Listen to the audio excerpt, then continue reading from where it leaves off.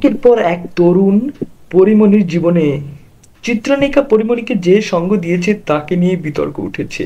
এবার সেই বিতর্কে গায়ক শেখ সাদী ব্যবসায়ী নাসিরের সঙ্গে ঝামেলার জেরে আদালতে হাজির হতে দেখা যায়।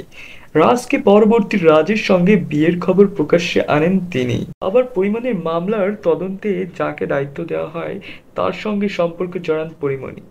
২৭ জানুয়ারি আদালতে আত্মসমর্পণ করে পরীমনি জানান জামিন পান। যখন এই তরুণকে নিয়ে একটি ভিডিও প্রকাশ করেন, পরীমনি বলেন, পৃথিবীকে জানিয়ে দাও তুমি এই পৃথিবীর আলো। এছাড়া ১৩ জানুয়ারি পরীমনির ফেসবুক পেজে শেখ সাদীর আরও একটি ভিডিও প্রকাশ পায়। আদালতে পরীমনি জামিনদারও হয়েছেন তিনি। তরুণ শোবিজ অঙ্গনে বেশ পরিচিত মুখ। তিনি সঙ্গীতশিল্পী শেখ সাদী খান। পরীর জামিনদার হওয়া তরুণকে নিয়ে শুরু হয়েছে চর্চা। জামিনদার হওয়ার প্রসঙ্গে সংবাদ মাধ্যমকে শেখ সাদী বলেন, পরীমনি আমার সহকর্মী। তার গ্রেপ্তারি পরোয়ানা খবর শুনে বেশ দুশ্চিন্তায় পড়ে যায়। তখন পরীর সঙ্গে কথা হয়।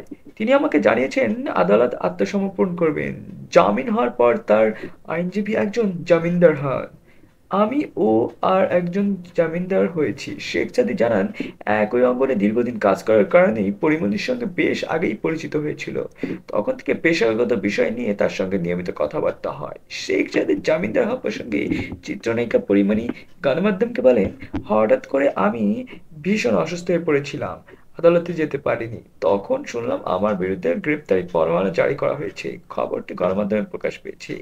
তখন খবর তখন আমার শুভাকাঙ্ক্ষী ও শুভান্নধায়ীরা আমার সঙ্গে যোগাযোগ করেন। এমন পরিস্থিতিতে আমার বন্ধু-বান্ধবীরা আমাকে সাহস জুগিয়েছে। শেখ সাদীও আমার সহকর্মী। গতকাল আদালতে শুনানির সময় সে এসেছিল।